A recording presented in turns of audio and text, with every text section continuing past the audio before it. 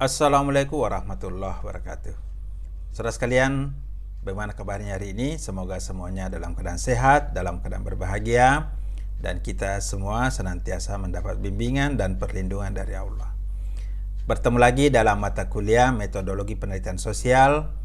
Pada pertemuan ini kita akan membahas mengenai bagaimana membuat sebuah proposal penelitian skripsi. Tentu ini sangat penting bagi seorang mahasiswa tingkat S1 yang akan membuat penelitian skripsi sebagai syarat untuk menyelesaikan studinya dan mendapat gelar sarjana. Oleh karena itu, kita akan menjelaskan bagaimana membuat proposal penelitian.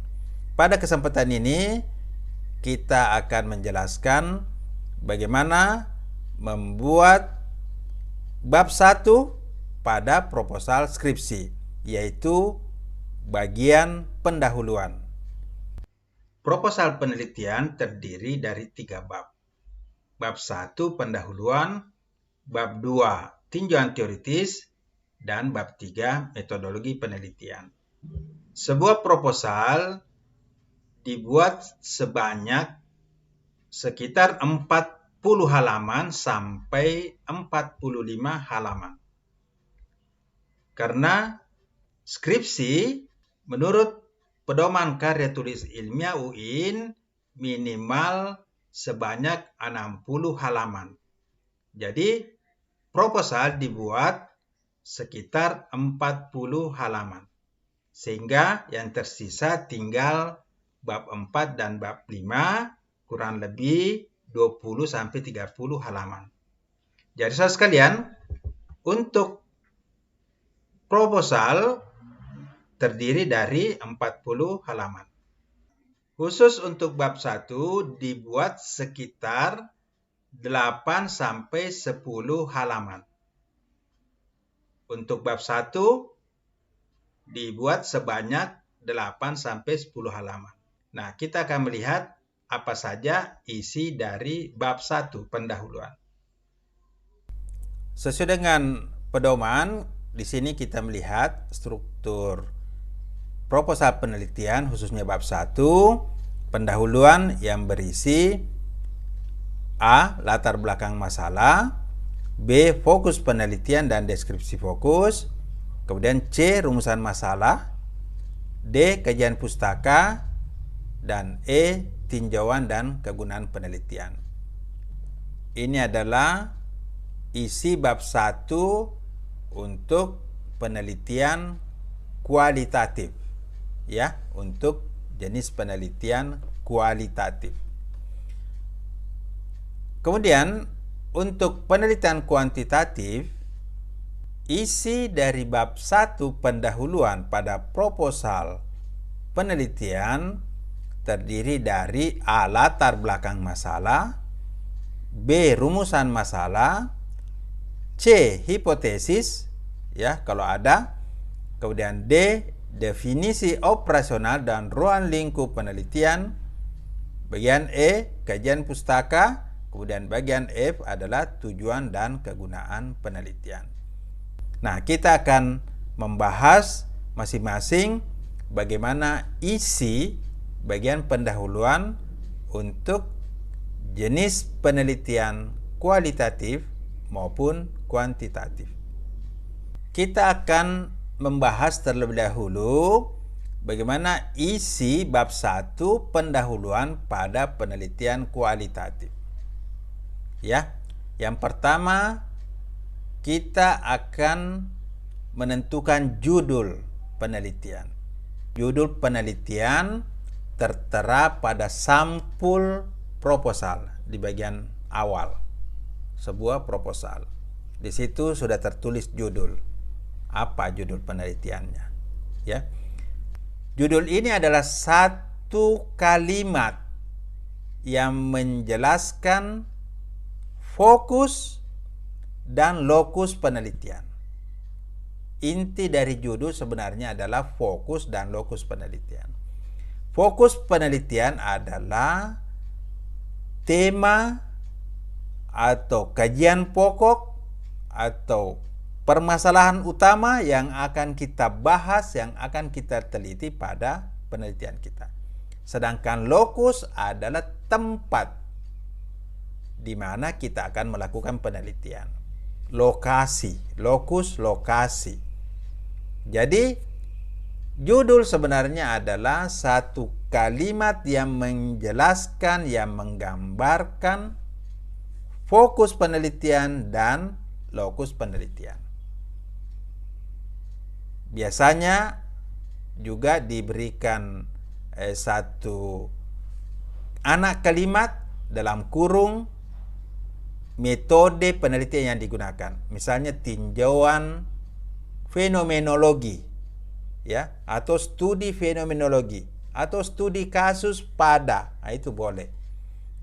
Tapi kalau kita membuat judul jangan terlalu panjang. Sampai 10 kata itu mungkin sudah cukup panjang, ya. Perhatikan, judul ini harus sesuai dengan bidang keilmuan Anda, ya. Judul yang Anda teliti harus sesuai dengan fokus keilmuan Anda. Kalau Anda mahasiswa ilmu komunikasi, maka judul penelitian Anda harus sesuai dengan bidang keilmuan komunikasi, ya.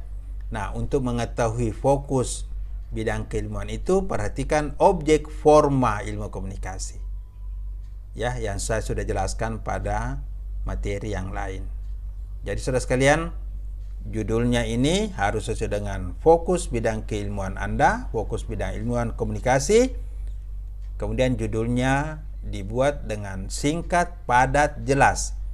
Saya mengambil contoh judul penelitian kualitatif, ya, yaitu resepsi pembaca berita COVID-19 di media online.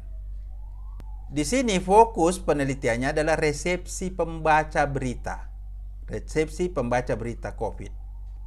Ya, jadi resepsi inilah fokusnya, resepsi pembaca. Resepsi itu penerimaan pembaca. Bagaimana pembaca itu menerima sebuah berita. Ketika dia menonton, ketika dia membaca, ketika dia mendengar, di situ kita mengalami satu resepsi, penerimaan, ya. Nah, jadi ini fokusnya resepsi. Fokus itu biasanya diletakkan di bagian depan, ya. Jadi untuk mengetahui fokus satu penelitian atau satu kalimat, fokus itu diletakkan di bagian depan. Jadi fokusnya ini adalah resepsi, ya. Fokusnya bukan media online, tapi fokusnya adalah resepsi. Nah, di mana kita melakukan penelitian? Ya, penelitiannya di media online. Nah, berarti media online ini lokus. Di mana kita melakukan penelitian ini di media online. Nah, bisa juga resepsi pembaca berita di media online apa disebut media online A atau media online X. Pada masyarakat, ya, boleh juga resepsi pembaca berita COVID-19 di media online X pada masyarakat di kecamatan Y. Nah, boleh juga. Berarti lokusnya di sini adalah masyarakat di kecamatan Y. Itu tempat penelitiannya kita di kecamatan Y. Jadi lokus itu boleh berkaitan dengan media di mana kita melakukan penelitian dan juga masyarakat, kedudukan masyarakat di mana masyarakat itu berada, lokasinya di daerah mana, di sekolah mana. Misalnya kalau penelitian di sekolah, ya berarti sekolah itu lokusnya, ya. Kalau penelitian di kecamatan, berarti kecamatan itu lokusnya. Nah, saudara sekalian, inilah judul. Usahakan membuat judul yang singkat, padat, jelas, jangan terlalu panjang. Dan judul berisi dua hal utama, yaitu fokus penelitian dan lokus penelitian. Baik, di struktur proposal bab 1 adalah pendahuluan. Bab 1 pendahuluan. Nah, isi di bab pendahuluan bagian A adalah latar belakang masalah. Latar belakang masalah. Latar belakang masalah ini merupakan penjelasan penggambaran dari penulis bagaimana kronologis masalah yang ingin dikaji. Bisa berdasarkan kronologis teoritik, misalnya kalau ada beberapa teori yang kita ambil, kita susun perkembangan teori itu dari waktu ke waktu, berarti itu adalah kronologi secara teoritik. Kemudian kita juga bisa menjelaskan kronologis secara praktis, pragmatis, sesuai dengan fenomena yang ada sekarang. Jadi kita jelaskan bagaimana perubahan-perubahan fenomena itu, ya, dengan mengutip dari media, dengan menggambarkan apa fenomena yang kita lihat, ya. Ataukah kronologis berdasarkan sejarah, urutan waktu, sejarah. Jadi latar belakang ini menggambarkan kronologis masalah yang ingin kita teliti. Yang kedua, latar belakang menggambarkan pentingnya penelitian ini. Mengapa penelitian ini penting untuk dilakukan? Dan menggambarkan bagaimana fokus penelitian kita belum dikaji, belum diteliti oleh penelitian lain. Sehingga kita betul-betul menunjukkan bahwa penelitian ini penting. Bukan cuma karena masalah yang kita mau kaji ini yang penting, tapi juga karena penelitian ini belum diteliti atau masih kurang diteliti oleh peneliti lain. Ya, latar belakang itu dibuat dengan model piramida terbalik. Jadi kita mengambil dulu pembahasan yang agak umum, kemudian semakin spesifik, sampai kita menemukan satu titik fokus bahwa yang akan kita teliti betul-betul suatu masalah yang sangat mendalam, sangat penting, urgen untuk dilakukan, ya. Nah, itu adalah isi dari latar belakang masalah. Saudara sekalian, perhatikan latar belakang masalah ini harus membahas, menjelaskan mengenai fokus dan lokus penelitian kita.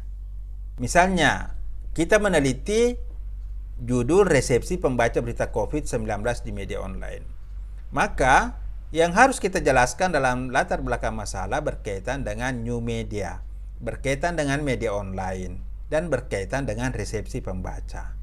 Jadi ini kita coba elaborasi dalam latar belakang masalah yang kita tulis.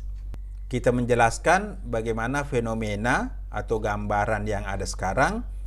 Kemudian kita menjelaskan bagaimana yang kita harapkan atau kondisi ideal yang diinginkan.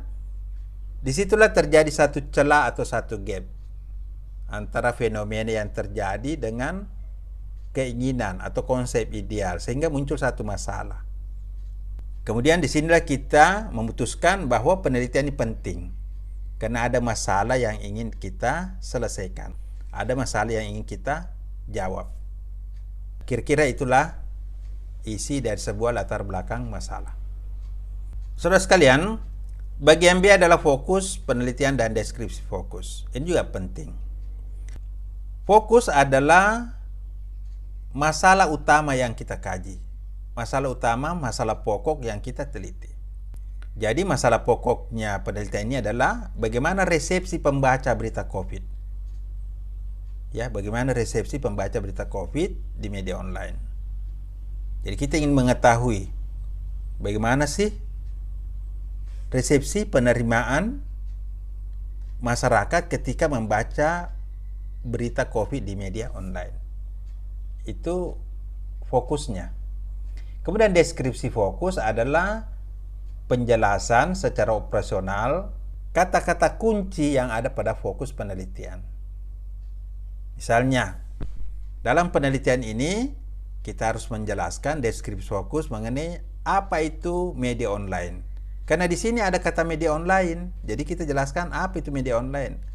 Media online adalah media berbasis internet yang menyampaikan berita-berita dengan sistem interaktif, dan seterusnya. Kita jelaskan aja apa kira-kira media online itu, karakteristik media online itu yang akan kita teliti. Nah, di sini dijelaskan.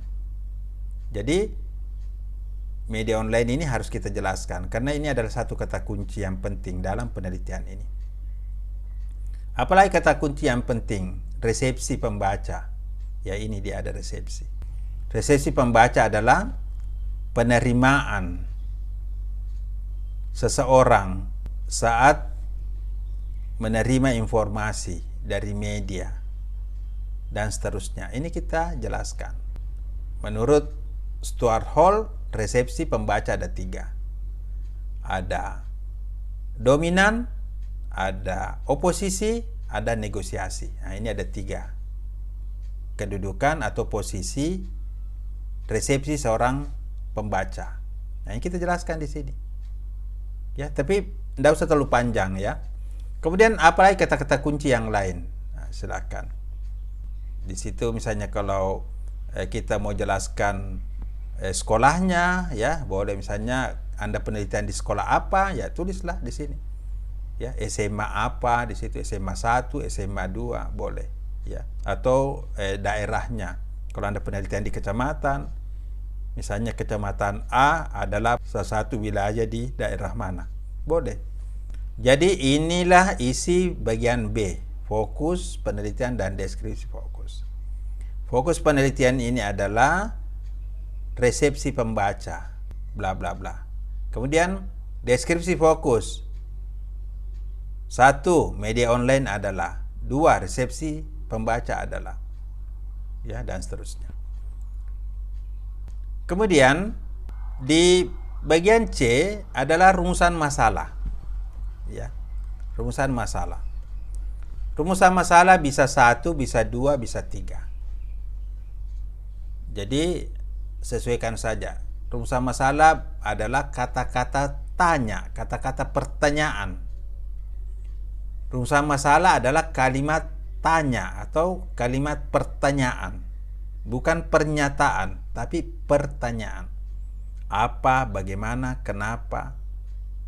Misalnya, rumusan masalah untuk contoh penelitian ini, bagaimana resepsi pembaca berita COVID-19 di kecamatan A, Kabupaten B. Boleh situ. Jadi bagaimana resepsi. Kemudian mungkin juga ada lagi rumusan masalah keduanya. Misalnya bagaimana isi pesan. Nah, bisa ya, bagaimana isi pesannya. Kemudian bagaimana respon. Nah, jadi ini rumusan masalah silakan dibuat sesuai dengan kajian teoretiknya, apa yang ingin kita pahami, atau fenomena apa yang ingin kita kaji. Bisa menggunakan kalimat yang dimulai dari kata apa, bagaimana, kenapa, mengapa, seberapa besar, dan sebagainya. Jadi ini rumusan masalah ya. Kemudian bagian D adalah kajian pustaka. Ini merupakan ringkasan dari hasil-hasil penelitian yang sudah pernah dilakukan terkait dengan judul penelitian Anda. Carilah minimal 3 hasil penelitian yang bisa Anda dapatkan di perpustakaan, di kampus, dan di internet. Ya. Jadi carilah penelitian terkait dengan resepsi pembaca. Mungkin ada penelitian mengenai resepsi penonton, ya, boleh. Atau ada penelitian mengenai resepsi pembaca tapi topiknya berbeda. Resepsi pembaca mengenai hasil pemilu. Nah, itu boleh juga. Berarti ini sama-sama resepsi. Tapi yang kita teliti adalah berita COVID, sebentar yang sudah pernah diteliti adalah hasil pemilu. Jadi carilah penelitian yang terkait, baik terkait dengan fokus maupun terkait dengan lokus. Tapi akan lebih bagus kalau kita mendahulukan hasil penelitian yang terkait dengan fokus penelitian kita. Di kajian pustaka ini kita jelaskan ringkasan hasil penelitian dari 3 penelitian itu, penelitian 1, penelitian 2, penelitian 3, kemudian kita buatkan tabel matriks. mengenai persamaan dan perbedaan penelitian terdahulu yang sudah dilakukan dengan penelitian Anda. Nah, buatkan tabel ya, mengenai judulnya, mengenai fokusnya, mengenai teorinya, ya, mengenai metodenya. Nah, di situ Anda buatkan tabel. Itulah isi dari kajian pustaka. Kemudian yang kelima, yaitu bagian E, tujuan dan kegunaan penelitian. Tujuannya untuk mengetahui, untuk menganalisis, ini disesuaikan dengan rumusan masalah. Misalnya, untuk mengetahui resepsi penonton, untuk mengetahui resepsi pembaca, untuk menganalisis resepsi pembaca. Kemudian kegunaan, ada beberapa kegunaan yang diharapkan, ada kegunaan secara metodologis, ya, secara teoritik, secara akademik maupun secara praktis. Nah, metodologis itu bagaimana penelitian ini nanti berguna untuk sumbangan keilmuan ya di dalam melakukan penelitian dan pengembangan topik ini selanjutnya. Teoritik ini untuk memperkaya bidang keilmuan kita secara teoritik. Secara akademik ini berkaitan dengan kegiatan kita di kampus, dan secara praktis ini berkaitan dengan manfaat penelitian ini bagi masyarakat, bagi dunia usaha ya, bagi pemerintah dan sebagainya.